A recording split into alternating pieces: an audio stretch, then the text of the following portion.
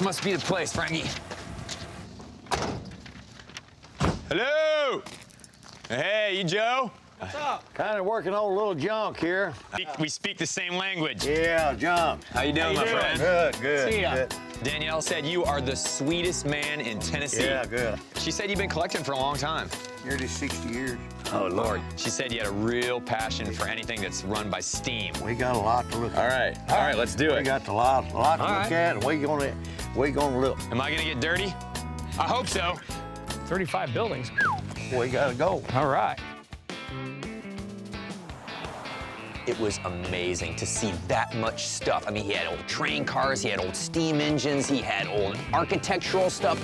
It's incredible. A lot of stuff here, Joe. Oh, yeah. Oh, yeah. When Frankie and I cruise into any barn and there's a bunch of old motorcycles in it, that's a good day to be a picker. What's the story on your motorcycle here? It's a Harley frame.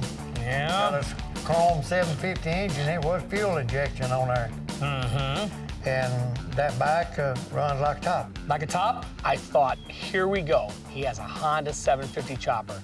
I am really into 1970s motorcycle pieces like that.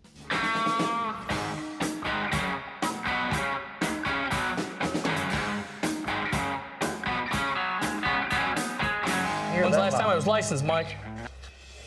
No plate on The license on, you got a title on it? No title. I traded.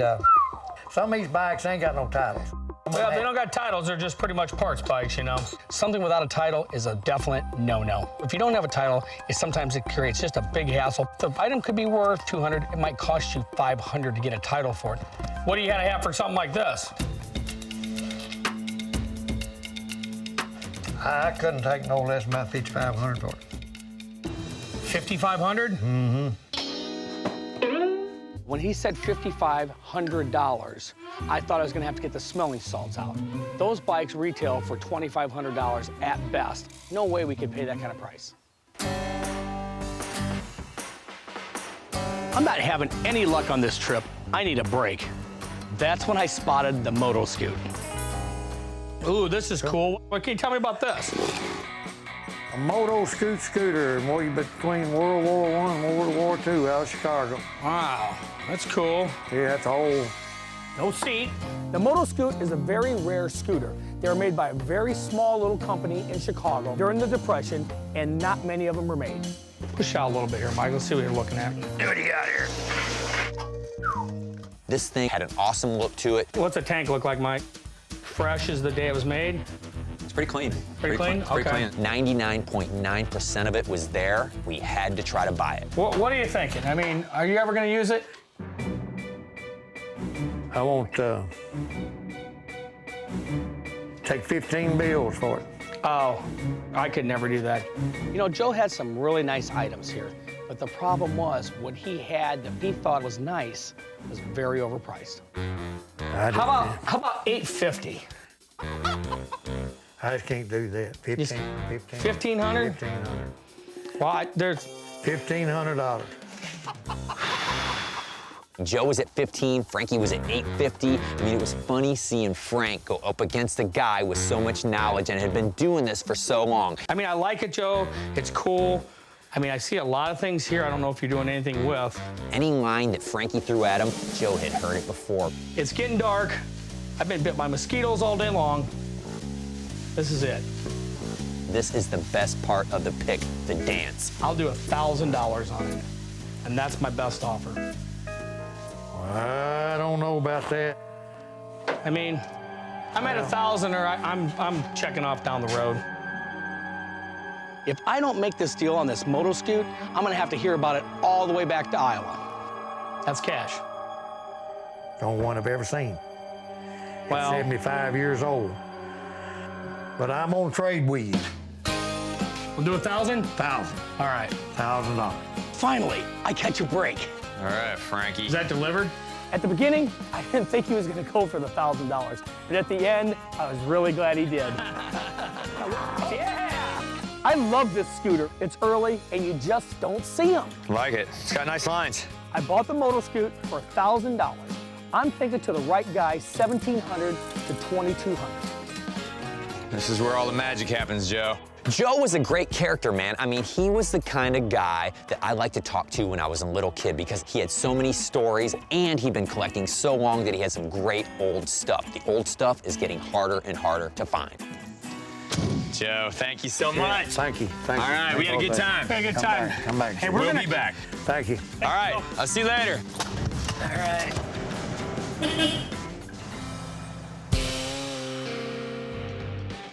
Hey, what about this? Whoa. Oh, yeah. Yeah, it's got weight to it, man. Whoa. I mean, it's got some weight, right? That's like a log, dude. I know. It's been repainted. Oh, for sure. look, it's actually leaded too. So that was probably a real pond. There's nails here that probably had a little railing, you think? Because look at these nails. Oh, yeah. 175. How about 200? How about 195? Okay, fair enough. All right, you're doing it. Thanks. Whoa, this is workshop space. This is like all Jersey John world Oh, here. yeah. What else you got back here? Ah, Lambretta. What? Yep. What the heck is a Lambretta doing? SX200. Whoa. It's an SX200. This was like the most powerful, fastest, bad to the bone scooter in like 1968. I mean, this was like it. This was it. A lot of these scooters that were made in Italy were exported. You know, the ones that came to the US, the people that were buying them were more for like recreational vehicles. You know, if you had an RV, if you were going camping or you were knocking around town, you would buy a Lambretta or a Vespa. Okay, so is this something that you would consider selling? Oh, yeah. You think I'm going to get on it? No. Let me see how many miles are on it. Because all these scoots that were in the US, they just had such low miles, you know? It looks like it's like 1,700 miles, it looks like. It's missing this metal bezel on the inside here. That's kind of a hard piece to find, but not impossible. I think most of the people that bought these scooters in the US truly did not understand their power and potential. All right, Jersey, let's stack. I want to get it to the point where we're not gonna have to move it twice. That's why a lot of European collectors are buying these scooters back now from America because over here, they just have no miles. You know, if this scooter was in Europe and spent time over there somewhere, it would be ridden into the ground, man. I mean, people use these for transportation. They raced them over there. They were on them on a daily basis. So when you find an SX200 in the US, its original paint and low miles, it's like a unicorn, man. So rare, so cool. Mike, kick that pedal. See if it kicks over. Oh, yeah. Yeah. Yep, it's not seized up. Does that seat lift up so you... Yeah, so you put fuel Okay. on it. All right, there you go. Oh, okay. Uh-huh. Yeah, see? Are these the ones where you see the people leaning so far over they're almost on the ground? Oh, yeah. Yeah, yeah. All right. In the condition it's in, 3,500. That sounds wonderful. You think so? Yeah, I do. That sounds wonderful to me too. Okay. All right, thank you. I'm so glad that somebody, Oh my God, Can use are you it. kidding me? It's so awesome. That's awesome. Thank you. you know, that you love it and you're going to restore it and you're going to we're be just gonna clean happy. and get it rolling. I was absolutely thrilled because what am I going to do with this thing, you know? Oh my gosh. Come on, man. All right, here we go, baby. Come on, boy. He's still standing. Yay! Oh my gosh. I can't wait to actually get that thing running. Thank you. Here's the living room. We're here in Oregon with Mel, and she has recently taken on her brother's collection, and she's a little overwhelmed. He liked the armadillos, didn't he? He loved armadillos. Yeah. Boom. We found some great items in the workshop, and now she's taking us in the house. That's nice. Yeah, he had a lot of neat bottles. What do you want for that? $15. 20. Okay. If there's such a thing as a Smalls honey hole, this is it. In our business, you can never have too many Smalls like this. Yeah, look at all this stuff here. This is where he would tie his flies. This cabinet and this were full of you know, thread and Anything to tie Yeah, and flies. hooks. Dan got so good at it that he was teaching people fly tying. It sounds which is like pretty Dan cool. was good at making anything with his hands. Well, Dan was obsessive about becoming good at things. So whether it was tying flies or shooting a bow and arrow. Once he took something on. Yeah, my brother and my dad loved to go fishing together, and he was obsessive about fly fishing. I think that it was a challenge for him. He would just keep at it until he was great at it. Fly fishing's fun. Yeah. I mean, there's nothing better than flipping that out there, getting a popper on top of a pond, and having a big largemouth come up over the top. It's Yeah. exciting. Ever since I've been a kid, there's two things I love to do: pick and fish. Anytime I come across fishing stuff while picking, it's like two worlds colliding. Hey, Mel, what about this little cabinet here? Oh, yeah, look at that. It smells like cedar. So I'm looking down the floor and I see this fly fishing cabinet. Had all your little different threads and Yeah. all your different little flies and all your different hairs. You could have brought that to your little fishing place and sat there and tied your flies and made your stuff right there. What would you have to have for this? I mean, it's missing a key piece. A major drawer. A key piece. Maybe $50. I mean, I think it's worth more than that. It's kind of a cool little box. How would 80 sound? Yeah, that's good. All right, I'll do 80. All right. Okay. Thanks. Even though this is missing a drawer, this is a killer cabinet. Pretty neat. Yeah, it is. Anybody who loves fly fishing as much as Dan did would love to have this in their collection. What about the exercise Aren't those clubs? cool? $350. I'll take that. Thank you. What about this Royal Crown thermometer? Yeah, I would sell that. I'd be in it for 35 bucks. I'd take that. That fine? Yeah, that's good. Okay. All right. Ooh, that looks comfy. How about $50 for the chair? I'm gonna do that. Okay. I'm doing that. All right. There's another Badger. I would, but I already bought the one Badger from you. Can't double up. You know, I'm loving all these smalls, but there's one thing I've got to ask Mel about before we leave. Tell me about this Cushman. We walked right by it when we came in. What's the story on that? Well, I know it's a 1958 Cushman scooter. My brother did drive this around.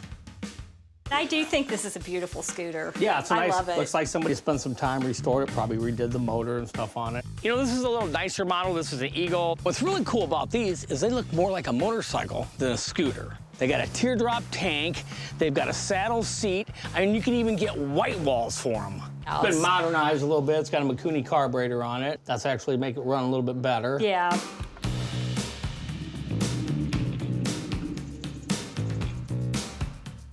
Does it have a title? It does have a title. Has a title? Yeah. Got the key for it and all that? Yeah. Have you had any offers on this? Well, I've done some research on it, and the value of this is about $4,000. About 4,000, Yeah. I think 4,000 is kind of getting up there on it. I'd be right at 3,000 on it. 3,000? Mm-hmm. What about 3,500? This scooter is definitely going to need a little bit of work before it goes back on the road. The question is, how much? At 3,500, you know, I don't know the mechanics. I don't know how long it's been sitting. Physically, it looks pretty good here. But 3,000, I think that's a fair price.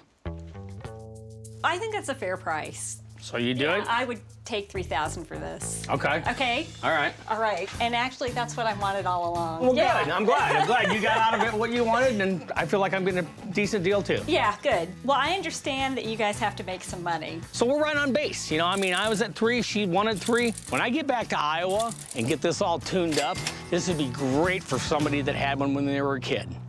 All right, I'm on a serious workout with these. No doubt. Mike and Frank were very knowledgeable about the pieces. Thank you. Sure. Very cool. I got rid of some stuff, which was good. Whew. We can't find it all. Thanks, Mel. Yeah, Thank it was you very nice to much. meet you It was nice guys. to meet you. Very nice to meet yes, you. it's Appreciate nice it. to meet Thanks for you. having Thanks. us. You think you know somebody your entire life, but once you start going through their collection and their belongings, you really get to know them. Mel's got a long road ahead of her, but this collection has really given her an opportunity to reconnect with her brother. See you, Mel. Bye, Thank you. thanks.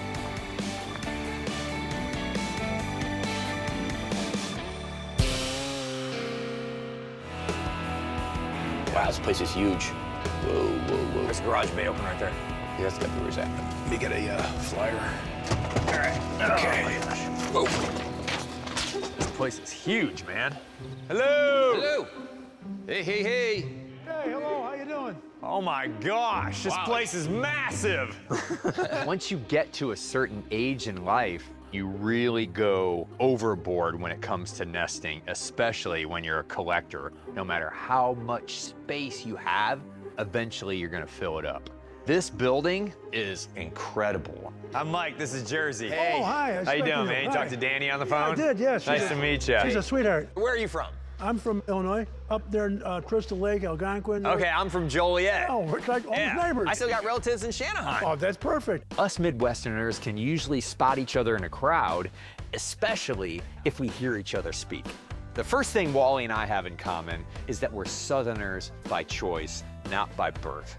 We both made that pilgrimage south like migratory birds. But if you spend any time in Chicago, it's a place that never leaves you. I mean, you're either gonna talk about the food, you're gonna talk about the Cubs, the Bears. I mean, there's a camaraderie celebrated in the Midwestern way. How long you been down here now? About 3 years. Okay, Yeah. so Danny said your brother passed away. Yes, he did, unfortunately. Yes. Okay, and he was the collector? He was a collector of everything. I see that, he's got a big shop He here. did a Was lot this of his collection place? of cars and bikes and all kinds of stuff. Well, I inherited it all from my brother. He passed away about 3 years ago. His name was Ron, and he was very much, I'd have to say, like a hermit.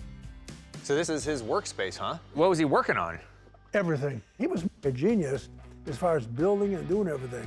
All this machinery stuff down here and so forth. The reason I called you was I think I have a lot of material here that would like to sell. There's a list here. You can see there's bicycles on here, there's motor scooters. I see you got like some Helixes, there's a Cushman, a little truckster going on there and I got stuff. some wizards up front you might. Oh, you do? Yeah. Oh, you got Wizards? Ah, here's the toy room. Oh yeah, man, that's got some bikes. Whew. Dang. Very cool. Crazy, man. He's a Cushman guy. Look at this. Look at that three-wheeler. I know. Oh, he's got the other three-wheelers. Yeah. He's got the Heritage, man. Yeah. Look at this baby. This thing is loaded down. Man, that's cool. This one's a little nicer than the one I have on the floor in my shop right now. I've had it for sale for about a year now, and I've got $1,500-1,600 on it. You know, this one's nicer paint though, so. It's definitely painted. Yeah. I do $3,000 on this one, Yeah. and I do $1,200 for that. There's 42. Okay, what about the black one? That's all original The stuff. black Cushman? Yeah.